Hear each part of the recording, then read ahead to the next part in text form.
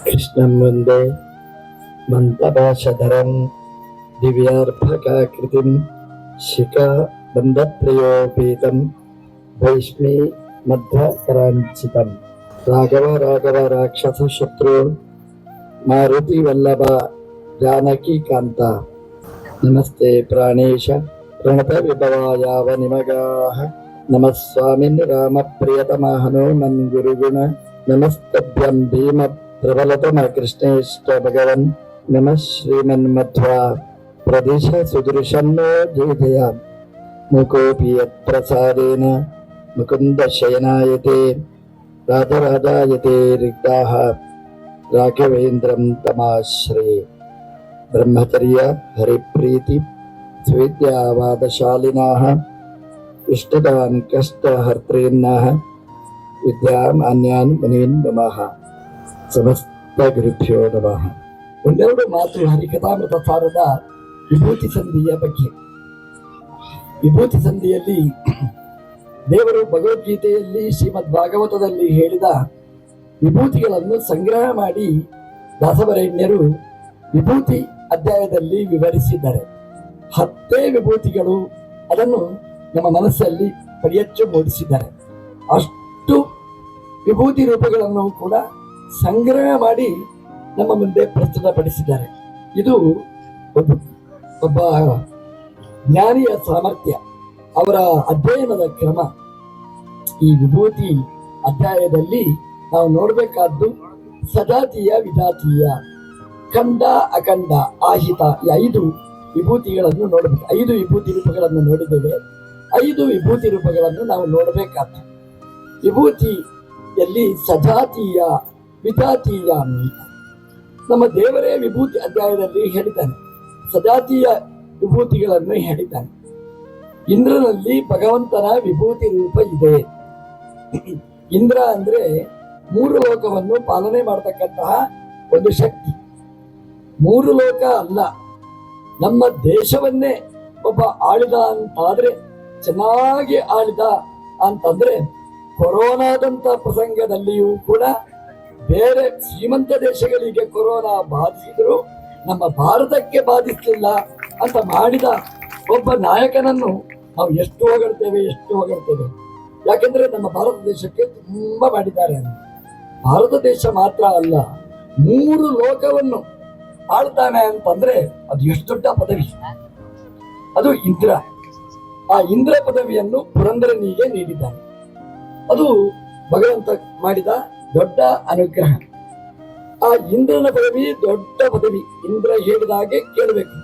ಎಲ್ಲಿ ಮಳೆ ಬರಬೇಕು, ಎಲ್ಲಿ ಬಿಸಿಲು ಬರಬೇಕು, ಎಲ್ಲಿ ಚಳಿ ಬರಬೇಕು, ಯಾವಾಗ ಏನು ಬೇಕು ಅದನ್ನೆಲ್ಲ ವ್ಯವಸ್ಥೆ ಮಾಡುವಂತಹದ್ದು ಅದು ದೇವಲೋಕದಲ್ಲಿ ಇರತಕ್ಕಂತ ಸ್ವಿಚ್ ಬೋರ್ಡ್. ಅವರು ಸ್ವಿಚ್ ಹಾಕಿದ್ರೆ ನೀರು ಬರ್ತದೆ, ಇಲ್ಲಿ ಅವ್ರು ಸ್ವಿಚ್ ಹಾಕಿದ್ರೆ ನೀರು ಬರುವುದಿಲ್ಲ. ನಾವು ಕಣ್ಣೀರು ಹಾಕ್ಬೇಕು ಅಷ್ಟೇ. ನೀರಿಲ್ಲ ಮಳೆ ಇಲ್ಲ ಅಂತ. ನೀರು ಬರಬೇಕಾಗಿದ್ರೆ ಬೋರ್ವೆಲ್ ಸ್ವಿಚ್ ಇರುವುದು ಇಂದ್ರನ ಹತ್ರ. ಇಂದ್ರ ಸ್ವಿಚ್ ಹಾಕಿದ ಅಂತಂದ್ರೆ ಅದು ಎಷ್ಟು ನೀರು. ನಮ್ಮ ದೇವರು ಗೋವರ್ಧನ ಪರ್ವತವನ್ನು ಎತ್ತಿ ಹಿಡಿದು ಗೋವರನ್ನು ರಕ್ಷಣೆ ಮಾಡಿದ. ಇಂದ್ರನಿಗೆ ಅವಮಾನ ಆಯ್ತು, ನನಗೆ ಪೂಜೆ ಮಾಡಲಿಲ್ಲ ಅಂತ. ಇಂದ್ರ ದೇವಲೋಕದ ಬೋರ್ವೆಲ್ ಸ್ವಿಚ್ ಆನ್ ಮಾಡಿದ. ನೀರು ಬಂತು. ಆಚಾರ್ಯರು ಹೇಳ್ತಾರೆ, ಆನೆಯ ಸೊಂಡಿಲಿನ ಗಾತ್ರದಲ್ಲಿ ಅಲ್ಲಿ ಮಳೆ ಸುರಿಸಿದ ಇಂದ್ರ ಅಂತ. ಏನು ಆಗ್ಲಿಲ್ಲ. ಇಂದ್ರ ದೇವಲೋಕದಿಂದ ಆನೆಯ ಸೊಂಡಿಲಿನ ಗಾತ್ರದಲ್ಲಿ ಮಳೆ ಸುರಿಸಿದ್ರೆ ವೃಂದಾವನ ಕೊಚ್ಚಿ ಹೋಗ್ಬೇಕಾಗಿತ್ತು. ಏನೇನೂ ಆಗ್ಲಿಲ್ಲ. ಏನಾಯ್ತು ಗೊತ್ತಾ? ದೇವಲೋಕದ ಬೋರ್ವೆಲ್ ಖಾಲಿ ಆಯ್ತು ಅಷ್ಟೇ. ಭೂಲೋಕದಲ್ಲಿ ಅದು ಏನೂ ಆಗ್ಲಿಲ್ಲ. ನಮ್ಮ ದೇವರು ವಿಭೂತಿ ರೂಪ ಇಂದ್ರನಲ್ಲಿ ಇಟ್ಟದ್ದಕ್ಕೆ ಆ ವೈಭವ. ಆ ವಿಭೂತಿ ರೂಪವನ್ನೇ ಮರ್ತ ಇಂದ್ರ. ಹಾಗಾಗಿ ಇಂದ್ರನ ಪ್ರತಿಬಂಧನ ಅದೇನೂ ಕಾರ್ಯಕಾರಿ ಆಗ್ಲಿಲ್ಲ. ಇಂದ್ರ ಕೆಳಗೆ ಬಂದ, ಕಣ್ಣೀರು ಹಾಕಿದ, ಸ್ವಾಮಿ ತಪ್ಪಾಯ್ತು ಅಂತ ಕ್ಷಮೆಯಾಚನೆ ಮಾಡಿದ, ತನ್ನ ತಪ್ಪನ್ನು ತಿದ್ದಿಕೊಂಡ. ಹಾಗಾಗಿ ಇಂದ್ರನಲ್ಲಿ ಗುಣ ಇದೆ, ದೋಷನೂ ಇದೆ. ಭಗವಂತನ ವಿಭೂತಿ ರೂಪ ಇಂದ್ರನಲ್ಲಿದೆ. ಹಾಗಾಗಿ ಭಗವಂತ ನನ್ನಲ್ಲಿ ಮೆರೆಯುತ್ತಾನೆ. ಅಲ್ಲಿ ಭಗವಂತ ತಲೆಗೆ ಬರೆದದ್ದು ತುಂಬಾ ಇದೆ. ಎಷ್ಟು ಸಲ ಇಂದ್ರ ತನ್ನ ಪದವಿಯನ್ನು ಕಳ್ಕೊಂಡ. ಆದ್ರೆ ಮತ್ತೆ ಅದೇ ಪದವಿಯಲ್ಲಿ ಭಗವಂತ ಅವನನ್ನು ಕೂಡಿಸಿದ್ದಾನೆ, ಅವನನ್ನು ಮೆರೆಸಿದ್ದಾನೆ. ಇಂದ್ರನ ಪದವಿ ದೊಡ್ಡ ಪದವಿ. ಅದನ್ನು ದೇವರು ಹೇಳಿದ್ದಾರೆ ಒಟ್ಟುಗೊಟ್ಟು, ದೇವಾನಾಂ ಅಸ್ಮಿ ವಾಸವಾಹ, ದೇವತೆಗಳಲ್ಲಿ ಇಂದ್ರನಲ್ಲಿ ನನ್ನ ವಿಭೂತಿ ರೂಪ ಇದೆ ಅಂತ ದೇವರು ಹೇಳಿಕೊಂಡಿದ್ದಾನೆ. ಇದು ಸಜಾತೀಯ. ಇಂದ್ರನು ಒಬ್ಬ ದೇವತೆನೆ. ದೇವಾನಾಮಸ್ಮಿ ವಾಸವಃ, ದೇವತೆಗಳಲ್ಲಿ ಒಬ್ಬನಾಗಿರತಕ್ಕಂತಹ ವಾಸವನಲ್ಲಿ ಇಂದ್ರನಲ್ಲಿ ನನ್ನ ವಿಭೂತಿ ರೂಪ ಇದೆ. ಇದು ಸಜಾತೀಯವಾದ ವಿಭೂತಿ ರೂಪ. ಹಾಗೆಯೇ ತುಂಬಾ ವಿಭೂತಿ ರೂಪಗಳನ್ನು ಹೇಳಿದ್ದಾನೆ. ನೆನಪಿಸಿಕೊಳ್ಳಬೇಕು ಅಂತಂದ್ರೆ ಸ್ಥಾವರಾಣಾಂ ಹಿಮಾಲಯ, ದೇವರು ಹೇಳ್ತಾನೆ ಸ್ಥಾವರ ಅಂತ, ಜಂಗಮ ಸ್ಥಾವರ ಅಂತ ಎರಡು. ಜಂಗಮ ಅಂದ್ರೆ ನಾವೆಲ್ಲ ಆಚೆ ಈಚೆ ಹೋಗ್ತಲೇ ಇರ್ಬೇಕು, ನಡೆಯುತ್ತಲೇ ಇರ್ಬೇಕು, ಒಂದು ಕಡೆ ಕೂಡುವ ಹಾಗಿಲ್ಲ. ಜಂಗಮಗಳು ನಾವು ತಿರುಗಾಡುವವು. ಕೆಲವು ಹಾಗೆಲ್ಲ ಸ್ಥಾವರಗಳು ಅಂತ. ಸ್ಥಾವರ ಅಂತಂದ್ರೆ ಈ ಬೆಟ್ಟಗಳು, ಇದು ಸ್ಥಾವರ, ಒಂದೇ ಕಡೆ ಇರುವಂತಹದ್ದು, ಸ್ಥಿರವಾಗಿ ಇರುವಂತಹದ್ದು. ಅವರು ಚಲಿಸ್ಲಿಕ್ಕಿಲ್ಲ. ಬೆಟ್ಟಗಳು ಚಲಿಸಿದರೆ ಸ್ಥಿತಿ ಹೇಗಿರ್ಬೇಕು? ಅದು ಅಚಲ. ಅಂತಹ ಅಚಲಗಳ ಮಧ್ಯದಲ್ಲಿ ಅತ್ಯಂತ ಶ್ರೇಷ್ಠವಾದ್ದು ಯಾವುದು ಅಂತಂದ್ರೆ ಅದು ಹಿಮಾಲಯ, ಹಿಮವತ್ ಪರ್ವತ. ಅದು ಸ್ಥಾವರಗಳಲ್ಲಿಯೇ ಶ್ರೇಷ್ಠವಾದದ್ದು. ಸ್ಥಾವರಾಣಾಂ ಹಿಮಾಲಯ ಅಂತ ದೇವರು ಹಿಮಾಲಯ ಪರ್ವತದಲ್ಲಿ ತನ್ನ ವಿಭೂತಿ ರೂಪ ಇದೆ ಅಂತ ದೇವರು ಹೇಳಿಕೊಂಡಿದ್ದಾರೆ. ಇದು ಹೌದು. ಒಬ್ಬ ಕವಿ, ಅವನು ಕಾವ್ಯಾರ್ಚನೆ ಮಾಡಲಿಕ್ಕೆ ಹೊರಟವ, ಅವನಿಗೆ ಅಧ್ಯಾತ್ಮದ ಕಡೆಗೆ ಒಲವು ಇರುವುದಿಲ್ಲ. ಆ ಕವಿ ಕುಮಾರ ಸಂಭವ ಪ್ರಾರಂಭ ಮಾಡುವಾಗ ಹೇಳ್ತಾನೆ, ಎಲ್ಲಿಂದ ಪ್ರಾರಂಭ ಮಾಡ್ತಾನೆ ಅಂತಂದ್ರೆ ಹಿಮಾಲಯ ವರ್ಣನದಿಂದ ಪ್ರಾರಂಭ ಮಾಡ್ತಾನೆ. ಆ ಹಿಮಾಲಯವನ್ನು ಹೇಗೆ ವರ್ಣನೆ ಮಾಡಬಹುದಿತ್ತು? ತುಂಬಾ ವೃಕ್ಷಗಳಿವೆ, ಪುಷ್ಪಗಳಿವೆ, ಎಂಥ ಮಣ್ಣು, ಎಂಥ ಕಲ್ಲು, ಹೀಗೆ ವರ್ಣನೆ ಮಾಡಬೇಕು. ಆ ಕವಿ ಹೇಗೆ ವರ್ಣನೆ ಮಾಡ್ತಾನೆ ಅಂತಂದ್ರೆ ಅತ್ಯುತ್ತರಸ್ಯ ದಿಶಿ ದೇವತಾತ್ಮ ಹಿಮಾಲಯೋ ನಾಮ ನಗಾದಿ ರಾಜ. ಅವ ಹೇಳುದು ಹೇಗೆ ಅಂತಂದ್ರೆ, ನಾನು ಹಿಮಾಲಯ ಪರ್ವತವನ್ನು ಕಂಡೆ, ಅಲ್ಲ ಅದು ಹಿಮಾಲಯ ಅಲ್ಲ, ಅದು ದೇವತೆ ಅಂತ ಅದನ್ನು ಹೇಳ್ತಾನೆ. ದೇವತಾತ್ಮ, ದೇವತೆಯ ಸ್ವರೂಪ ಅದು. ಹಿಮವತ್ ಪರ್ವತ ಅಲ್ಲ, ಅದು ದೇವತೆನೇ ಅಲ್ಲಿ ಬಂದು ಸ್ಥಾವರವಾಗಿ ನಿಂತಿರ್ತಕ್ಕಂಥದ್ದು. ಅಂದ್ರೆ ದೇವತ್ವವನ್ನು ಒಬ್ಬ ಕವಿ ಕಂಡಿದ್ದಾನೆ, ಕಾಳಿದಾಸ ಕಂಡಿದ್ದಾನೆ. ಅದು ಸುಳ್ಳಲ್ಲ. ಆ ಹಿಮವತ್ ಪರ್ವತದಲ್ಲಿ ಏನಿದೆ ಏನಿಲ್ಲ ಹೇಳುವ ಹಾಗೇನೇ ಇಲ್ಲ. ಯಾಕೆ ಅಂತಂದ್ರೆ ಎಲ್ಲ ರತ್ನಗಳಿರುವುದು ಅಲ್ಲಿ, ಎಲ್ಲ ಔಷಧಗಳಿರುವುದು ಅಲ್ಲಿ. ಎಂತೆಂಥ ಔಷಧಗಳು ರಾಮಾಯಣದಲ್ಲಿ ಎಂತೆಂಥ ಔಷಧಗಳನ್ನು ಪಟ್ಟಿ ಮಾಡಿದ್ದಾರೆ. ಈ ಎಲುಬು ತುಂಡಾದ್ರೆ ಆಪರೇಷನ್ ಗೀಪರೇಷನ್ ಡಾಕ್ಟರ್ಗಳಿಗೆಲ್ಲ ಕೆಲಸನೇ ಇಲ್ಲ. ಆ ಸಂಜೀವನ ಪರ್ವತದಲ್ಲಿ ಔಷಧ ಇದೆ. ಆ ಔಷಧವನ್ನು ಹಚ್ಚಿಕೊಂಡ್ರೆ ತುಂಡಾದ ಎಲುಬು ಒಟ್ಟು ಸೇರ್ತದೆ. ಬಣ್ಣ ಹೋಗುದು, ವಿವರಣ, ಒಂದು ಬಣ್ಣ ಚೇಂಜ್ ಆಯ್ತು ಅಂತ ಇಟ್ಟುಕೊಳ್ಳಿ, ಒಂದು ಕಜ್ಜಿ ಆಯ್ತು, ಹುಣ್ಣ ಆಯ್ತು, ಬಣ್ಣ ಕಪ್ಪಾಯ್ತು ದೇಹದಲ್ಲಿ. ಆ ಗಿಡ ಮೂಲಿಕೆಯನ್ನು ಹಚ್ಚಿದ್ರೆ ಸವರ್ಣ ಕರಣೀತದ ಮೊದಲನೇದೇ ಬಣ್ಣ ಅದರಲ್ಲಿ ಬರ್ತಿತ್ತು. ಇಂತಹ ಔಷಧಿಗಳು ಹಿಮಾಲಯದಲ್ಲಿದೆ. ಮೃತ ಸಂಜೀವಿನಿ ಪರ ಅಂತ ಹೇಳ್ತಾರೆ. ಮೃತ ಸಂಜೀವಿನಿ ಅದು ಸಿಕ್ಕಿದ್ರೆ ನಾವು ಹೀಗಿರ್ತಲೇ ಇರಲಿಲ್ಲ. ಮೃತ ಸಂಜೀವಿನಿ ಅಂತಂದ್ರೆ ಸಾಯ್ಲಿಕ್ಕೆ ಯಾರೂ ಸಾಯುವುದಿಲ್ಲ ಅಂತೆ. ಸಂಜೀವಿನಿ ಪರ್ವತದ ಔಷಧ ಸ್ವೀಕಾರ ಮಾಡಿದ್ರೆ ಅಷ್ಟೇ ಅಲ್ಲ, ಒಬ್ಬ ಸತ್ತಿದ್ದಾನೆ ಅಂತ ಇಟ್ಟುಕೊಳ್ಳಿ, ಅವನ ಬಾಯಿಗೆ ಈ ಸಂಜೀವಿನಿ ಔಷಧವನ್ನು ಹಾಕಿದ್ರೆ ಅವನು ಎದ್ದು ಕೂತು ಬಿಡ್ತಾನೆ ಅಂತೆ. ಸತ್ತವರನ್ನು ಬದುಕಿಸುವ ಶಕ್ತಿ ಮೃತ ಸಂಜೀವಿನಿಗಿದೆ ಅಂತೆ. ಇದು ಸುಳ್ಳಲ್ಲ, ರಾಮಾಯಣ ದಾಖಲೆ ಮಾಡಿದೆ.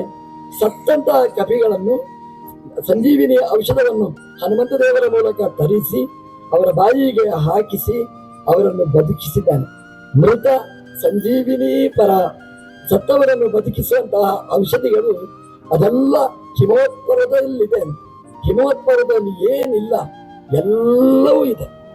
ಅಯ್ಯೋ, ಹಾಗಾದ್ರೆ ನಾವು ನೋಡ್ಬೇಕಲ್ಲ, ನಮಗೆ ಸಿಗುತ್ತಾ? ನಮಗೆ ಸಿಗುತ್ತೆ ಅಂತ ಹೇಳುತ್ತೆ. ಹೇಗೆ ಸಿಗುತ್ತೆ? ಶಾಸ್ತ್ರದಲ್ಲಿ ಹೇಳ್ತಾರೆ, ಔಷಧಂ ಜಾಹ್ರವೀ ತೋಯಂ ವೈದ್ಯೋ ನಾರಾಯಣೋ ಹರಿಹಿ. ಔಷಧ ಯಾವುದು ಅಂದ್ರೆ ಜಾಹ್ನವಿ ಅಂತ. ಗಂಗಾ ತೀರ್ಥ ಬರೀ ನಮ್ಮನ್ನು ಪಾಪದಿಂದ ಪರಿಶೋಧನೆ ಮಾಡುವುದು ಅಷ್ಟೇ ಅಲ್ಲ, ಒಳ್ಳೆಯ ಆರೋಗ್ಯವನ್ನು ಕೊಟ್ಟು ರೋಗ ಪರಿಹಾರ ಮಾಡಿ ನಮಗೆ ಒಳ್ಳೆಯ ಟಾನಿಕ್ ಆಗಿ ನಮಗೆ ಶಕ್ತಿಯನ್ನು ಕೊಡ್ತದೆ. ಆ ಗಂಗೆಗೆ ಅಷ್ಟು ಶಕ್ತಿ ಎಲ್ಲಿಂದ? ಅದು ಹೇಳಿದ್ರು ಅದರ ಅಪ್ಪನ ಜೀನ್ಸ್ ಅಲ್ಲಿ ಬಂದದ್ದು ಅಂತ. ಅದರ ಅಪ್ಪ ಯಾರು? ಹಿಮಾಲಯ ಪರ್ವತ. ಹಿಮವತ್ ಪರ್ವತದಿಂದ ಹರಿದು ಬರ್ತಾಳೆ ಗಂಗಾದೇವಿ. ಹಿಮವತ್ ಪರ್ವತದಲ್ಲಿ ಅದನ್ನೆಲ್ಲ ಹಿಡ್ಕೊಂಡು ಬರ್ತಾಳೆ ಅಪ್ಪನ ಮನೆಯಿಂದ. ಹಿಮವತ್ ಪರ್ವತದಲ್ಲಿ ಏನಿದೆ? ಗಿಡಮೂಲಿಕೆಗಳೆಲ್ಲ ಇವೆ. ಅದರ ಸತ್ವವನ್ನು ಪಡೆದು ಆ ಗಂಗೆ ಹರಿತಾ ಇರ್ತಾಳೆ. ಅದಕ್ಕೆ ಹಿರಿಯರು ಹೇಳಿದರು, ಔಷಧಂ ಜಾಹ್ನವೀ ತೋಯಂ, ಔಷಧ ಜಾಹ್ನವೀ ತೋಯಂ. ಹಾಗಾಗಿ ನಾವು ಗಂಗೆಯಲ್ಲಿ ಸ್ನಾನ ಮಾಡುವುದು ಮಾತ್ರ ಅಲ್ಲ, ಗಂಗೆಯಲ್ಲಿ ಸ್ನಾನ ಮಾಡಿದ ಮೇಲೆ ಅದನ್ನು ಪಾತ್ರೆಯಲ್ಲಿ ತುಂಬಿಸಿ ಅದನ್ನು ಮುಚ್ಚಿ ತಂದು ಮನೆಯಲ್ಲಿಟ್ಟು ದಿನಾ ಪೂಜೆ ಮಾಡ್ತೇವೆ ಅಂತ. ಆ ಗಂಗೆಗೆ ಎಷ್ಟು ಶಕ್ತಿ ಅಂತಂದ್ರೆ ಅದನ್ನು ಪೂಜೆ ಮಾಡಿದರೂ ಕೂಡ ಇಡೀ ಮನೆಗೆ ಆರೋಗ್ಯ ಕೊಡುವ ಶಕ್ತಿ ಆ ಗಂಗೆಗಿದೆ ಅಂತ ಆ ಪೂಜ್ಯ ಭಾವನೆಯಿಂದ ಅದನ್ನ ಪೂಜೆ ಮಾಡ್ತೇವೆ. ನಿನ್ನೆ ಪ್ರಯಾಗರಾಜದಲ್ಲಿ 63 ಕೋಟಿ ಜನಸಂಖ್ಯೆ ಸ್ನಾನ ಮಾಡಿದ್ದಾರೆ. ಒಂದು ಸಾವಿರ, 1,00,000 ಅಲ್ಲ, ಕೋಟಿ. ಅಷ್ಟು ಕೋಟಿ ಜನ ಸೇರಿದ್ರೆ ಎಂತ ಕಾಯಿಲೆಯೂ ಬರಬಹುದು, ಯಾರೂ ಸಾಯ್ಬಹುದು. ಆದ್ರೆ 1.5 ತಿಂಗಳ ಒಂದು ಮಂಡಲ ಯಾರಿಗೂ ಯಾವ ರೋಗನೂ ಬರಲಿಲ್ಲ ಅಂತಂದ್ರೆ ಆ ಗಂಗೆಯ ಟಾನಿಕ್, ಆ ಗಂಗೆಯ ಔಷಧದ ಸಾಮರ್ಥ್ಯ ಅದೆಷ್ಟಿದೆ ಅಂತ ನಾವು ಚಿಂತನೆ ಮಾಡಬೇಕಾದ್ರು. ಆ ಶಕ್ತಿ ಎಲ್ಲಿಂದ ಬಂತು? ಹಿಮವತ್ ಪರ್ವತದಿಂದ ಬಂತು. ಆ ಹಿಮವತ್ ಪರ್ವತದಲ್ಲಿ ಭಗವಂತನ ವಿಶೇಷವಾದ ವಿಭೂತಿ ರೂಪ ಆ ಹಿಮವತ್ ಪರ್ವತದಲ್ಲಿ ಇದೆ. ಅಲ್ಲಿ ಏನಿಲ್ಲ, ಹೇಳಲಿಕ್ಕಾಗುವುದಿಲ್ಲ, ಅಂತಹ ಶಕ್ತಿ ಅಲ್ಲಿದೆ. ನಿಮಗೆ ಚಿಕ್ಕ ಒಂದು ಉದಾಹರಣೆ ಹೇಳಬೇಕು ಅಂತಂದ್ರೆ, ಬದರಿಯಲ್ಲಿ 6 ತಿಂಗಳು ಪೂಜೆ ಇರ್ತದೆ. 6 ತಿಂಗಳು ಬಾಗಿಲು ಹಾಕಿರ್ತಾರೆ. ನಮ್ಮ ಸಂಪ್ರದಾಯ ಏನು ಅಂತಂದ್ರೆ, ದೇವಸ್ಥಾನದಲ್ಲಿ ದೇವರ ಸನ್ನಿಧಾನದಲ್ಲಿ ನಂದಾದೀಪ ಉರಿಬೇಕು. ನಮ್ಮ ಮನೆಯಲ್ಲಿಯೂ ಉರಿಯುತ್ತಿತ್ತು. ದೇವರ ಕೋಣೆಯಲ್ಲಿ ದೀಪ ನಿರಂತರ ಉರಿಯುತ್ತಿತ್ತು ಅಂತ ಯಾಕೆ ಹೇಳಿದ್ದು ಅಂದ್ರೆ, ಈಗ ಅದು ಬಿತ್ತು ಅಂತ. ಈಗ ಇಲ್ಲ, ದೀಪನೇ ಇಲ್ಲ. ಯಾವಾಗ ಎಲೆಕ್ಟ್ರಿಕ್ ಸಿಟಿ ಬಂತು ಆ ದೀಪ ಎಲ್ಲ ಮಣ್ಪಾಲಾಯ್ತು. ಸ್ವಿಚ್ ಆನ್ ಮಾಡೋದು, ಸ್ವಿಚ್ ಆಫ್ ಮಾಡೋದು. ಮನೆಯಲ್ಲಿ ನಂದಾದೀಪ ಉರಿಬೇಕು ಅಂತ ಹೇಳ್ತಾರೆ. ಯಾವ ಮನೆಯಲ್ಲಿ ನಂದಾದೀಪ ನಿರಂತರ ಉರಿತಾ ಇರ್ತದೆ ಆ ಮನೆಯಲ್ಲಿ ಸಂತೋಷ, ಸಮೃದ್ಧಿ, ಸಂಪತ್ತು ಅದೆಲ್ಲ ನಿರಂತರವಾಗಿ ಆನಂದಮಯವಾಗಿ ಇರ್ತದೆ ಅಂತ ನಮ್ಮ ಶಾಸ್ತ್ರಗಳ ಸಂಪ್ರದಾಯ. ಆ ದೀಪ ಬರೀ ದೇವರ ಕೋಣೆಯನ್ನಲ್ಲ, ದೇವರ ಕೋಣೆಯಲ್ಲಿದ್ದ ದೀಪ ಅದು ಇಡೀ ಮನೆಗೆ ಪ್ರಜ್ವಲಿಸಿ ಇಡೀ ಮನೆಯ ಜವಾಬ್ದಾರಿಯನ್ನು ಅದು ಹೊರ್ತದೆ. ಹಾಗಾಗಿ ಊರಿನ ಜವಾಬ್ದಾರಿ ದೇವಸ್ಥಾನಕ್ಕಿರ್ತದೆ. ಹಾಗಾಗಿ ದೇವರ ಮುಂದೆ ದೀಪವನ್ನು ಉರಿಸುವಂತಹ ಸಂಪ್ರದಾಯ ನಮ್ಮಲ್ಲಿದೆ. ನಾವೇನ್ ಮಾಡ್ತೇವೆ ಇವತ್ತು ಅಂದ್ರೆ, ಪೂಜಾರಿ ಹೋಗುವಾಗ ದೀಪ ಇಟ್ಕೊಂಡು ಹೋಗ್ತಾನೆ, ಬರುವಾಗ ನಂದಿಸಿ ಬರ್ತಾನೆ. ಅಲ್ಲ, ನಂದಿರ್ತದೆ, ಎಣ್ಣೆ ಇರುವುದು ಅಷ್ಟೇ. ಹಾಗೆ ಹಾಕುವುದೇ ಅಷ್ಟೇ. ಬದರಿಯಲ್ಲಿ 6 ತಿಂಗಳು ಪೂಜೆ ನಡೆಯುತ್ತದೆ. 6 ತಿಂಗಳು ದೇವತೆಗಳು ಪೂಜೆ ಮಾಡ್ತಾರೆ. 6 ತಿಂಗಳು ಮನುಷ್ಯನ ಪೂಜೆ, 6 ತಿಂಗಳು ದೇವತೆಗಳ ಪೂಜೆ. ಮನುಷ್ಯನ ಆಸೆ ಜಾಸ್ತಿ ಆಗಿದೆ. ಈ ಕೇದಾರದಲ್ಲಿಯೂ ಹಾಗೆ, ಅಲ್ಲಿ 6 ತಿಂಗಳು ಮನುಷ್ಯನ ಪೂಜೆ, 6 ತಿಂಗಳು ದೇವತೆಗಳ ಪೂಜೆ. ಮನುಷ್ಯನಿಗೆ ದುಡ್ಡಿನ ಆಸೆ ಜಾಸ್ತಿ ಆಯ್ತು. 6 ತಿಂಗಳು ಬಿಟ್ಟ, 9 ತಿಂಗಳು ಅಂತ ಮಾಡಿದ. ಎಂಥ ಉತ್ಪಾದ ಬಂತು! ಇಡೀ ಕೇದಾರವೇ ಮುಳುಗುವಷ್ಟು ಮಳೆ ಪ್ರವಾಹ ಬಂತು. ಯಾವತ್ತೂ ಅಷ್ಟೇ ಪ್ರಕೃತಿ ನಿಯಮವನ್ನು ಮೀರಿ ಹೋಗಬಾರದು. 6 ತಿಂಗಳ ಪೂಜೆ, 6 ತಿಂಗಳು ಬಾಗಿಲು ಹಾಕಿರ್ತಾರೆ. ಆದ್ರೆ 6 ತಿಂಗಳು ಬಾಗಿಲು ಹಾಕಿದ್ರೆ ದೇವತೆಗಳು ಪೂಜೆ ಮಾಡುವಾಗ ನಂದಾದೀಪ ಉರಿತಾ ಇರ್ತದೆ. ದೀಪ ಶಾಂತ ಆಗುವುದಿಲ್ಲ. ದೇವರ ಕೋಣೆಗೆ ಬೀಗ ಹಾಕುವಾಗಲೂ ದೀಪ ಹಚ್ಚಿಟ್ಟಿರ್ತಾರೆ. ತುಂಬಾ ಎಣ್ಣೆ ಹಾಕಿ ಅಲ್ಲಿ ದೀಪ ಹಚ್ಚಿರ್ತಾರೆ. ಅದು ಅಕ್ಷಯ ತೃತೀಯ ದೇವರ ಬಾಗಿಲು ತೆಗೀತಾರೆ. ತೆಗೆದ್ರೆ ಆ ದಿವಸ ನಾವು ನೋಡಿದ್ರೆ ಆ ನಂದಾದೀಪ ನಂದದೆ ಉರಿತಾ ಇರ್ತದೆ. 6 ತಿಂಗಳು ನಂದಾದೀಪ ಉರಿಬೇಕು ಅಂತಂದ್ರೆ ಏನು ಶಕ್ತಿ ಹೇಳಿ. ದೇವತೆಗಳು ದೀಪ ತುಪ್ಪ ಹಾಕ್ತಾರೆ, ಅದು ಬೇರೆ. ಅದರ ಜೊತೆಗೆ ಆ ದೀಪ ಉರಿಯದೇ ಇದ್ದ ಹಾಗೆ ಆ ತೈಲದಲ್ಲಿ ಅಲ್ಲಿ ಆ ಔಷಧದ ಗುಣ ತುಂಬಿಕೊಂಡಿರ್ತದೆ. ಆ ಹಿಮಾಲಯ ಪರ್ವತದ ಗಿಡಮೂಲಿಕೆಗಳನ್ನು ತಂದು ಅದನ್ನು ಅದರಲ್ಲಿ ಸೇರಿಸಿ ಆ ನಂದಾದೀಪವನ್ನು ಉರಿಸ್ತಾರೆ. 6 ತಿಂಗಳು ಉರಿಯುವ ದೀಪ ಅದು ಶಾಂತ ಆಗುವುದಿಲ್ಲ ಅಂತಂದ್ರೆ ಅದು ಹಿಮವತ್ ಪರ್ವತದ ವೈಭವ. ಅಲ್ಲಿ ದೇವತೆಗಳಿರ್ತಾರೆ, ಅಲ್ಲಿ ಎಲ್ಲ ಗಂಧರ್ವರುಗಳಿರ್ತಾರೆ, ತಪಸ್ವಿಗಳಿರ್ತಾರೆ. 6 ತಿಂಗಳಲ್ಲಿ ಸಾಧನೆ ವಿಶೇಷವಾಗಿ ನಡೆಸ್ತಾರೆ. ಹಿಮವತ್ ಪರ್ವತ ಎಂಬಂತಹದ್ದು ಅದು ದೊಡ್ಡ ಸಾಧಕರ ತಾಣ ಅದು.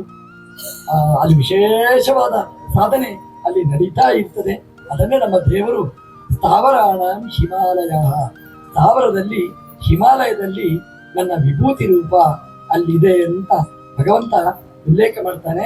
ಇದು ಸಜಾತೀಯ ದೇವತೆ. ಸ್ಥಾವರದಲ್ಲಿ ಹಿಮವತ್ ಪರ್ವತನೂ ಒಂದು ಸ್ಥಾವರ. ಆ ಸ್ಥಾವರದಲ್ಲಿ ಭಗವಂತನ ವಿಭೂತಿ ರೂಪವನ್ನು ವರ್ಣನೆ ಮಾಡಿದ್ದಾರೆ. ವಿಜಾತೀಯ ವಿಭೂತಿ ರೂಪವನ್ನು ವಿವರಣೆ ಮಾಡಿದ್ದಾರೆ. ವಿಜಾತೀಯ ವಿಭೂತಿ ರೂಪದಲ್ಲಿ ದೇವರು ಕೊಟ್ಟ ಉದಾಹರಣೆ, ಅದರಲ್ಲಿ ನಕ್ಷತ್ರಾಣ ಅಹಂ ಶಶಿ ಅಂತ ಹೇಳ್ತಾರೆ. ನಕ್ಷತ್ರಗಳಲ್ಲಿ ನಾನು ಚಂದ್ರ ಅಂತ. ನಾವು ಭೂಮಂಡಲದಲ್ಲಿ ನೋಡ್ತೇವೆ, ಭೂಮಿಯಲ್ಲಿ ಬಹುಚಿತ್ರ ಜಗತ್ತು ಅಂತ ನಮ್ಮ ಆಚಾರ್ಯರು ವಿವರಣೆ ಮಾಡಿದ್ದಾರೆ. ಭಗವಂತನ ಶಕ್ತಿಯನ್ನು ನೋಡಬೇಕಾದ್ರೆ ಪ್ರಪಂಚ ಸುತ್ತಾಡಬೇಕು ಅಂತ. ಎಲ್ಲೆಲ್ಲಿ ಏನೇನು ಪ್ರಕೃತಿಗಳಿವೆ ಅದನ್ನು ನೋಡುವುದೇ ಒಂದು ವೈಭವ. ಅದು ಯಾರು ನಿರ್ಮಾಣ ಮಾಡಿದ್ರು, ಅದರ ವೈಭವ ಏನು, ಎಷ್ಟು ನದಿಗಳು, ಎಷ್ಟು ಪರ್ವತಗಳು, ಅದರ ವೈಭವಗಳು ತುಂಬ. ಇದು ಭೂಮಿಯಲ್ಲಿರುವ ಚಿತ್ರ ವಿಚಿತ್ರಗಳಾಗಿದ್ರೆ ಒಂದು ಸಲ ಕಣ್ಣನ್ನು ನಾವು ಬಾರಂಗಣದಲ್ಲಿ ಹರಿಸಿದ್ರೆ ಆ ವೈಭವ ಅದು ವರ್ಣನಾತೀತವಾದ್ದು. ಆಕಾಶದಲ್ಲಿರುವಂತಹ ಆ ದೀಪಗಳು, ನಕ್ಷತ್ರಗಳು ತುಂಬಾ ರೋಚಕವಾದ್ದು.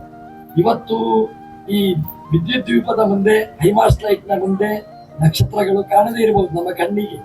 ಆದ್ರೆ ಅಂತಹ ನಮ್ಮ ಮನೆಯ ಟೆರೆಸಿನ ಮೇಲೆ ಹೋಗಿ ನಾವು ನೋಡಿದ್ರೆ, ನೋಡುವ ಅವಕಾಶ ನಾವು ಮಾಡಿಕೊಂಡ್ರೆ ಆ ಪ್ರಪಂಚ ಅದ್ಭುತವಾದಂತಹದ್ದು. ಎಂತೆಂಥ ನಕ್ಷತ್ರಗಳು, ಅದು ಎಲ್ಲಿ ಇಟ್ಟರು, ಯಾರು ಇಟ್ಟರು, ಹೇಗಿಟ್ರು, ಇದೇ ಒಂದು ನಮ್ಮ ಚಿಂತನೆಗೆ ನಾವು ಒಂದು ವಿಷಯ. ಯಾರೋ ಒಬ್ರು ಹೇಳಿದ್ರು ಅದು ತನ್ನಷ್ಟಕ್ಕಿದೆ. ಯಾರೋ ಒಬ್ಬ ಹೇಳಿದಂತೆ ಮನೆಯಲ್ಲಿ ಟ್ಯೂಬ್ಲೈಟ್ ಇದೆ, ಅದಕ್ಕೆ ಎಲ್ಲಿಯೂ ಆಧಾರ ಕಾಣುವುದೇ ಇಲ್ಲ. ಅವ್ರ ಹತ್ರ ಕೇಳಿದ್ರಂತೆ, ನಿನ್ನ ಮನೆಯ ದೀಪ ಈ ಟ್ಯೂಬ್ಲೈಟ್ ಹೇಗಿದೆ ಅಂತ. ಅವ್ರು ಹೇಳಿದ, ಅದು ತನ್ನಷ್ಟಕ್ಕೆ ನಿಂತಿದೆ. ಏನ್ ಹೇಳ್ತೀನಿ, ತಲೆ ಕೆಟ್ಟಿದೆ ಅಂತ ಹೇಳ್ತೀನಿ. ಎಲ್ಲಿಯಾದ್ರೂ ಒಂದು ದೀಪ ತನ್ನಷ್ಟಕ್ಕೆ ನಿಲ್ಲಲಿಕ್ಕೆ ಸಾಧ್ಯ? ಎಲ್ಲಿಯೋ ಒಂದು ಜಾಯಿಂಟ್ ಮಾಡಿರ್ತಾರೆ, ಕಾಣುವುದಿಲ್ಲ ಅಷ್ಟೇ. ನಾವು ಕಣ್ಣಿಗೆ ಕಾಣದಿದ್ದಾಗೆ ಜಾಯಿಂಟ್ ಮಾಡಿರ್ತಾರೆ. ಅಂತೂ ಒಂದು ಆಧಾರ ಇಲ್ಲದೆ ಒಂದು ದೀಪ ಇರಲಿಕ್ಕೆ ಸಾಧ್ಯ ಇಲ್ಲ. ನಮ್ಮ ಮನೆಯಲ್ಲಿ ಹೀಗಾದ್ರೆ ಬ್ರಹ್ಮಾಂಡಂಬರ ಮಂದಿರ ಅಂತ ನಾವು ಇಟ್ಟುಕೊಂಡ್ರೆ, ಇಲ್ಲಿ ಆ ಮೇಲ್ಭಾಗದಲ್ಲಿ ಆ ದೀಪಗಳು, ನಕ್ಷತ್ರ ದೀಪಗಳು, ಅದನ್ನು ಜೋಡಣೆ ಮಾಡಿದ್ದಾರೆ. ಅದನ್ನು ಎಲ್ಲಿ ಜೋಡಣೆ ಮಾಡಿದ್ದಾರೆ? ತನ್ನಷ್ಟಕ್ಕೆ ಅಂತ ಹೇಳುವುದಕ್ಕಿಂತ ಅದನ್ನು ಜೋಡಣೆ ಮಾಡಿದ ಶಕ್ತಿ ಮತ್ತೆ ಯಾವುದೂ ಅಲ್ಲ. ನಾವು ದಿನನಿತ್ಯ ಪೂಜೆ ಮಾಡುವ ನಮ್ಮ ಭಗವಂತ ಅಂತ ಅನುಸಂಧಾನ ಮಾಡುವುದು ತುಂಬಾ ಒಳ್ಳೆಯದು. ದೇವರು ಇದ್ದಾನೆ ಅನ್ನೋದಕ್ಕೆ ಒಳ್ಳೆಯ ನಿದರ್ಶನ. ಆ ದೀಪಗಳನ್ನು ಹಚ್ಚಿಡುವುದೇ ಅದೊಂದು ಅದ್ಭುತವಾಗಿರ್ತಕ್ಕಂಥದ್ದು. ನಕ್ಷತ್ರಗಳು ಅದು ಕ್ಷತಿ ಇಲ್ಲದೆ ಇರತಕ್ಕಂತಹ ನಕ್ಷತ್ರಗಳು. ಅದಕ್ಕೆ ನೀವು ತುಪ್ಪ ಹಾಕುವುದು ಬೇಡ, ಅದಕ್ಕೆ ವೈರ್ ಸಿಕ್ಕಿಸುವುದು ಬೇಡ. ಅದಕ್ಕೆ ವಿಶಿಷ್ಟವಾದಂತಹ ವ್ಯವಸ್ಥೆಯನ್ನು ಭಗವಂತ ಮಾಡಿ ಇಡೀ ಪ್ರಪಂಚಕ್ಕೆ ಬೆಳಕನ್ನು ಚೆಲ್ತಾನೆ. ನಕ್ಷತ್ರಗಳು ಅಂತ ದೇವರು ಹೇಳ್ತಾನೆ, ನಕ್ಷತ್ರಾಣ ಅಹಂ ಶಶಿ ಅಂತ ಹೇಳ್ತಾನೆ. ನಕ್ಷತ್ರಗಳಲ್ಲಿ ಚಂದ್ರನಲ್ಲಿ ನನ್ನ ವಿಭೂತಿ ರೂಪ ಇದೆ. ನಕ್ಷತ್ರಗಳಲ್ಲಿ ಚಂದ್ರನಲ್ಲಿ ನನ್ನ ವಿಭೂತಿ ರೂಪ ಅಂತಂದ್ರೆ ಚಂದ್ರ ನಕ್ಷತ್ರಗಳಲ್ಲಿ ಸೇರುವುದಿಲ್ಲ. ಚಂದ್ರ ನಕ್ಷತ್ರ ಅಲ್ಲ, ಅವನು ಉಡುಪ. ನಕ್ಷತ್ರಗಳ ಅಧಿಪತಿ ಅಷ್ಟೇ ಹೊರತು ನಕ್ಷತ್ರಗಳಲ್ಲಿ ಚಂದ್ರ ಸೇರುವುದಿಲ್ಲ. ಚಂದ್ರ, ಸೂರ್ಯ ಅದೆಲ್ಲ ಅದನ್ನು ಮೀರಿ ನಿಂತಿರತಕ್ಕಂತಹ ಶಕ್ತಿಗಳು. ಆದರೆ ದೇವರು ಹೇಳುವಾಗ ನಕ್ಷತ್ರಾಣ ಅಹಂ ಶಶಿ ಅಂತ ಹೇಳ್ತಾನೆ. ಅದು ವಿಜಾತೀಯವಾದಂತಹ ಭಗವಂತನ ವಿಭೂತಿ ರೂಪ. ನಕ್ಷತ್ರಗಳಲ್ಲಿ ಸೇರದ, ಆದರೆ ನಕ್ಷತ್ರಗಳಿಗಿಂತ ಅನಂತ ಪಟ್ಟು ಬೆಳಕನ್ನು ಚೆಲ್ಲತಕ್ಕಂತಹ ಆ ಚಂದ್ರ, ಆ ಚಂದ್ರನಲ್ಲಿ ನನ್ನ ವಿಭೂತಿ ರೂಪ ಇದೆ ಅಂತ ದೇವರು ಹೇಳ್ತಾನೆ. ಚಂದ್ರನ ಆ ವಿಭೂತಿ ಅದ್ಭುತವಾದದ್ದು. ಯಾಕೆಂತಂದ್ರೆ ನಾವು ದಿನನಿತ್ಯ ಪೂಜೆ ಮಾಡ್ತೇವೆ. ಆ ಮೊದಲೊಂದಿಗೆ ಗಣಪನಿಗೆ ಅಂತ ಹೇಳುವಾಗ ಅವನ ಒಳಗಿದ್ದ ಭಗವಂತ ಅವನ ವರ್ಣನೆ ಮಾಡುವಾಗ ನಾವು ಹೇಳುದು ಶಶಿವರ್ಣಂ ಅಂತ ವರ್ಣನೆ ಮಾಡ್ತೇವೆ. ನಾವು ಚಂದ್ರನಂತಹ ಬಣ್ಣ ಆ ವಿಶ್ವಂಬರನಿಗೆ ಅಂತ ವರ್ಣನೆ ಮಾಡ್ತೇವೆ. ನಾವು ದೇವರಿಗೆ ಚಂದ್ರನಂತಹ ಬಣ್ಣ. ಚಂದ್ರನನ್ನು ಸೃಷ್ಟಿ ಮಾಡಿದ ದೇವರನ್ನು ವರ್ಣನೆ ಮಾಡುವುದು ಚಂದ್ರನಂತಹ ಬಣ್ಣವುಳ್ಳವ ನಮ್ಮ ದೇವರು ಅಂತ. ಅಂದ್ರೆ ಚಂದ್ರ ಅಂತಂದ್ರೆ ಚಂದದ ದೇವರು. ಚದಿ ಆಹ್ಲಾದನೆ ಅಂತ ಅದರ ವರ್ಗ. ಚಂದತಿ, ಚಂದದ ವಸ್ತು. ಚಂದ್ರ ಅಂದ್ರೆ ತುಂಬಾ ಖುಷಿ ಕೊಡುವಂತಹದ್ದು. ಚಂದ್ರ ಅಂದ್ರೆ ಮನಸ್ಸಿಗೆ ಮುದ ನೀಡುವಂತಹದ್ದು. ಹಾಗಾಗಿ ಯಾರಿಗಾದ್ರೂ ಒಂದು ಉದಾಹರಣೆ ಕೊಡಬೇಕಾದ್ರೆ ಚಂದ್ರನಂತಹ ಮುಖ ಅಂತ ನಾವು ವರ್ಣನೆ ಮಾಡ್ತೇವೆ. ಅಂತಹ ಚಂದ್ರ ನಕ್ಷತ್ರಗಳಲ್ಲಿ ಚಂದ್ರ ಹೇಗೆ ವಿಭೂತಿ ಭಗವಂತನಂತೆ ಪಡೆದಿದೆ ಅಂತ ದೇವರು ಹೇಳ್ತಾನೆ. ಚಂದ್ರನಲ್ಲಿ ಭಗವಂತನ ವಿಶೇಷವಾದ ವಿಭೂತಿ ರೂಪ. ಅದು 15 ದಿವಸ ಅವನು ಕಡಿಮೆ ಕಡಿಮೆ ಕಡಿಮೆ ಬೆಳಕುಳ್ಳವನಾಗ್ತಾನೆ. 15 ದಿವಸ ಜಾಸ್ತಿ ಜಾಸ್ತಿ ಬೆಳಕಾಗಿ ಕೊನೆಗೆ ಪೂರ್ಣ ಷೋಡಶಕಲ ಪರಿಪೂರ್ಣನಾಗಿ ಚಂದ್ರ ಮೆರೆದಾಡ್ತಾನೆ. ಚಂದ್ರ ದೊಡ್ಡ ಶಕ್ತಿ. ಚಂದ್ರ ಎಷ್ಟು ದೊಡ್ಡ ಶಕ್ತಿ ಅಂದ್ರೆ ಅಲ್ಲಿ ಹೋಗಿ ನೋಡಿದ್ರೆ ಗೊತ್ತಾಗುತ್ತೆ. ಇಲ್ಲಿ ಕೂತು ಹೇಗೆ ಹೇಳೋದು? ಶಾಸ್ತ್ರಕಾರರು ಹೇಳಿದ್ದಾರೆ ಅದು ಚಂದ್ರ ಎಷ್ಟು ದೂರದಲ್ಲಿದ್ದಾನೆ, ಅವರ ಸಾಮರ್ಥ್ಯ ಏನು ಎಲ್ಲ ಹೇಳಿದ್ದಾರೆ. ಚಂದ್ರನ ಹತ್ರ ಹೋದ್ರೆ ಚಂದ್ರನ ಸಾಮರ್ಥ್ಯ ಏನು ಅಂತ ಗೊತ್ತಾಗುತ್ತೆ. ಹೋಗ್ಲಿಕ್ಕೆ ಆಗತ್ತಾ ಅಂತಂದ್ರೆ ನಮ್ಮ ವಿಜ್ಞಾನಿಗಳು ಪ್ರಯತ್ನ ಪಟ್ಟರು, ಇಡೀ ಪ್ರಪಂಚದವರು ಪ್ರಯತ್ನ ಪಟ್ಟರು, ನಮ್ಮ ದೇಶದ ವಿಜ್ಞಾನಿಗಳು ಇಸ್ರೋದವರು ಕೂಡ ಪ್ರಯತ್ನ ಪಟ್ಟರೆ ಸರಿಯಾಗಿ ಸಕ್ಸಸ್ ಆಗಲಿಲ್ಲ. ಎಷ್ಟು ಪ್ರಯತ್ನ ಪಟ್ಟರು ಆಗಲಿಲ್ಲ. ಆಗ ಅವರನ್ನೇ ಪ್ರಯತ್ನನೇ ವ್ಯರ್ಥ ಅಂತ ಹೇಳಲಿಲ್ಲ. ಆದ್ರೆ ಅವರನ್ನು ಎಲ್ಲರೂ ಪ್ರೋತ್ಸಾಹಿಸಿದರು. ಯಾವಾಗಲೂ ಅಷ್ಟೇ, ಎತ್ತರಕ್ಕೆ ಏರ್ಬೇಕಾಗಿದ್ರೆ ಮೊದಲನೇ ಸಲನೇ ಎತ್ತರಕ್ಕೆ ಏರ್ಲಿಕ್ಕೆ ಆಗುದಿಲ್ಲ. ಮತ್ತೆ ಮತ್ತೆ ಪ್ರಯತ್ನ ಪಡಬೇಕು. ತೆಂಗಿನ ಮರ ಹತ್ತಿದ್ರೆ ಅಭ್ಯಾಸದಿಂದ ಹತ್ತಿದ್ರೆ 1 ಅಡಿ ಏರ್ತಾನೆ, ಮತ್ತೆ 2 ಅಡಿ ಇಳಿತಾನೆ. ಪ್ರಯತ್ನ ಪಟ್ರೆ ತುದಿ ತನಕ ಹೋಗಿ ಅಲ್ಲಿಯೇ ಎಳ್ನೀರು ಹಿಡ್ಕೊಂಡು ಬಂದು ಕುಡಿಸ್ಲಿಕ್ಕೆ ಸಾಧ್ಯ. ಎತ್ತರಕ್ಕೆ ಹೋಗ್ಬೇಕಾದ್ರೆ ಒಂದೇ ಪ್ರಯತ್ನ ಸಾಕಾಗುದಿಲ್ಲ, 10 ಪ್ರಯತ್ನ ಮಾಡಿದ್ರೆ ಎತ್ತರಕ್ಕೆ ಏರ್ಲಿಕ್ಕೆ ಸಾಧ್ಯ. ನಮ್ಮ ಭಾರತ ದೇಶದ ವಿಜ್ಞಾನಿಗಳು ನಮ್ಮ ಪ್ರಧಾನಮಂತ್ರಿಗಳಿಂದ ಪ್ರೋತ್ಸಾಹಿತರಾಗಿ ಮಾಡಿದ ಮಹಾ ಪ್ರಯತ್ನದ ಫಲವಾಗಿ ಇವತ್ತು ಇಸ್ರೋದವರು ತಮ್ಮ ರಾಕೆಟ್ ಅನ್ನು ಕಳುಹಿಸಿ ಚಂದ್ರಲೋಕದಲ್ಲಿ ಇಳಿಸಿ ಭಾರತದ ಹೆಸರು ಶಾಶ್ವತವಾಗಿ ಅಲ್ಲಿ ದಾಖಲೆ ಆಗುವ ಹಾಗೆ ಮಾಡಿದ್ದಾರೆ. ಅದು ಚಂದ್ರನಲ್ಲಿ. ಹಾಗಾಗಿ ಅಲ್ಲಿ ಹೆಸರೂ ಬರೆದಿದ್ದಾರೆ ಶಿವಶಕ್ತಿ. ಅದು ಶಿವಶಕ್ತಿ ಅಲ್ಲ, ನಮ್ಮ ಭಾರತ ದೇಶದ ಶಕ್ತಿ. ಇಸ್ರೋದವರು ಅವರ ಮೂಲಕ ಚಂದ್ರಲೋಕಕ್ಕೂ ಹೋಗಿ ಮುಟ್ಟಿದವರು ಅಂತ ಇಡೀ ಪ್ರಪಂಚದಲ್ಲಿ ಪ್ರಸಿದ್ಧವಾದದ್ದು. ನಮ್ಮ ದೇಶದ ಹೆಸರು ಅಲ್ಲಿ ದಾಖಲೆ ಆಗಿರ್ತಕ್ಕಂಥ ಶಿವಶಕ್ತಿ. ಯಾಕೆ ಅಂತಂದ್ರೆ ರುದ್ರ ಅವನು ತನ್ನ ಜಡೆಯಲ್ಲಿ ಚಂದ್ರನನ್ನು ಧಾರಣೆ ಮಾಡಿದ್ದಾನೆ. ಚಂದ್ರನ ಅರ್ಧನಾರೀಶ್ವರನಾದ್ದರಿಂದ ಶಕ್ತಿ ಅವಳು ತನ್ನ ತಲೆಯಲ್ಲಿ ಚಂದ್ರನನ್ನು ಧಾರಣೆ ಮಾಡಿದ್ದಾಳೆ. ಆದ್ರೆ ಅಲ್ಲಿವರೆಗೆ ಹೋಗಿ ಮುಟ್ಟಿದ್ದು ನಮ್ಮ ವಿಜ್ಞಾನಿಗಳ ಸಾಮರ್ಥ್ಯ. ಆದ್ರೆ ಆ ವಿಜ್ಞಾನಿಗಳನ್ನು ಬೆಳೆಸಿದ್ದು ನಮ್ಮ ದೇಶದ ನಾಯಕ ಅಂತ ಹೇಳಲಿಕ್ಕೆ ನಾವು ತುಂಬಾ ಸಂತೋಷ ನಾವು ಪಡ್ತೇವೆ. ನಕ್ಷತ್ರಾಣ ಅಹಂ ಶಶಿ. ನಕ್ಷತ್ರಗಳಲ್ಲಿ ನಾನು ಚಂದ್ರನಲ್ಲಿ ನನ್ನ ವಿಭೂತಿ ರೂಪ. ನಮ್ಮ ದೇವರನ್ನು ಹೇಳುವಾಗಲೂ ಹಾಗೆ ಹೇಳ್ತೇವೆ ನೋಡಿ. ರಾಮ ಅಂತ ಇಷ್ಟೇ ಹೇಳಿ ನಾವು ನಿಲ್ಲಿಸುವುದಿಲ್ಲ. ರಾಮದೇವರನ್ನು ಹೇಳಬೇಕಾಗಿದ್ರೆ ರಾಮಚಂದ್ರಾಯ ವೇದಸೆ, ರಾಮಚಂದ್ರ ಅಂತ ಬಾಯಿ ತುಂಬ ನಾವು ಹೇಳ್ತೇವೆ. ರಾಮ ಅಂತ ಹೇಳುವಾಗ ಆ ರಾಮನನ್ನು ಹೇಗೆ ನಾವು ಚಿಂತನೆ ಮಾಡ್ತೇವೆ? ಚಂದ್ರನ ಹಾಗೆ. ಚಂದ್ರ ಹೇಗೆ ಆಹ್ಲಾದಕ ತಂಪು ಕೊಡ್ತಾನೆ. ಹಗಲಿಡೀ ನಾವು ಬೆವರಿಸ್ತಾ ಇರ್ತೇವೆ. ರಾತ್ರಿ ಆಯ್ತು ಅಂತಂದ್ರೆ ಚಂದ್ರ ಉದಯಿಸಿದ ಅಂತಂದ್ರೆ ನಮಗೆ ತುಂಬಾ ಆಹ್ಲಾದ, ತಂಪಾಗಿರ್ತೇವೆ. ಹಾಗೇನೆ ನಮ್ಮ ಸಂಸಾರದಲ್ಲಿ ದುಃಖದಲ್ಲಿ ಭವದಲ್ಲಿ ನೊಂದಿದ್ರೆ ನಮ್ಮ ಭವದ ನೋವನ್ನು ಪರಿಹಾರ ಮಾಡಿ ಆನಂದದ ಮುಕ್ತಿಯನ್ನು ಕರುಣಿಸಿ ನಿರಂತರ ಆನಂದವನ್ನು ಕೊಡುವ ದೇವರು ಚಂದ್ರನಂತಹ ರಾಮ ಅಂತ ಹೇಳಲಿಕ್ಕೋಸ್ಕರ ರಾಮಚಂದ್ರ ಅಂತ ಬಾಯಿ ತುಂಬ ನಾವು ಹೇಳ್ತೇವೆ. ಇವತ್ತು ನಮ್ಮ ಕುಪ್ಪಾಡಿಯವರು ಹೇಳುವಾಗ ಆ ರಾಮದೇವರ ಕಥೆ ಹೇಳಿದಾಗ ನಾವು ಒಂದ್ಸಲ ಅಯೋಧ್ಯೆ ತನಕ ಹೋಗಿ ಬಂದಿದ್ದೇವೆ. ನಾವು ಇವತ್ತು ನಮ್ಮನ್ನು ಅಯೋಧ್ಯೆ ತನಕ ಕರ್ಕೊಂಡು ಹೋಗಿ ಬಂದಿದ್ದಾರೆ. ಇಡೀ ರಾಮದೇವರು ಹೋದ ಜಾಗಗಳನ್ನೆಲ್ಲ ತೋರಿಸಿದ್ದಾರೆ. ಅಯೋಧ್ಯೆಯಿಂದ ರಾಮದೇವರು ಬಂದರು. ಅವರು ಹಾಗಲ್ಲ, ಅವರು ನಮ್ಮ ಕರ್ನಾಟಕದ ಕಿಷ್ಕಿಂಧೆಯಿಂದ ಋಷ್ಯಮುಖದಿಂದ ರಾಮದೇವರನ್ನು ಅಯೋಧ್ಯೆ ತನಕ ಕರ್ಕೊಂಡು ಹೋದ್ದಲ್ಲ, ಕರ್ನಾಟಕದವರನ್ನು ಅಯೋಧ್ಯೆ ತನಕ ಅಲ್ಲಿವರೆಗೆ ಕರ್ಕೊಂಡು ಹೋಗಿ ರಾಮದೇವರ ಜೊತೆಗೆ ಬೆಸಗಿದ್ದಾರೆ. ಇದು ನಮ್ಮ ಭಾರತದ ಶಕ್ತಿ. ರಾಮದೇವರನ್ನು ಅಯೋಧ್ಯೆಯಲ್ಲಿ ಪ್ರತಿಷ್ಠೆ ಮಾಡಿದ ದೊಡ್ಡ ಪುಣ್ಯ ಅದು ನಮಗೆ ದೇವರು ನೀಡಿದ್ದಾನೆ ಅಂತಂದ್ರೆ ಎಂಥ ಭಾಗ್ಯವಂತರು. ಚಂದ್ರ ರಾಮನ ಹೆಸರಿನಲ್ಲಿ ಸೇರಿಕೊಂಡಿದ್ದಾನೆ. ನಕ್ಷತ್ರಾಣ ಅಹಂ ಶಶಿ. ನಕ್ಷತ್ರಗಳಲ್ಲಿ ನಾನು ಶಶಿ ಅಂದ್ರೆ ಚಂದ್ರ. ಇದು ಭಗವಂತನ ವಿಜಾತೀಯವಾದ ವಿಭೂತಿ ರೂಪಕ್ಕೆ ಉದಾಹರಣೆ. ಇನ್ನು ಒಂದು ಉಳಿದಿದೆ, ಅದು ಆಹಿತ. ಅದು ಮತ್ತೆ ನಾಳೆ ಸೇರಿದಾಗ ನೋಡೋಣ ಅಂತ ಹೇಳ್ತಾ ಪ್ರವಚನವನ್ನು ಕೃಷ್ಣ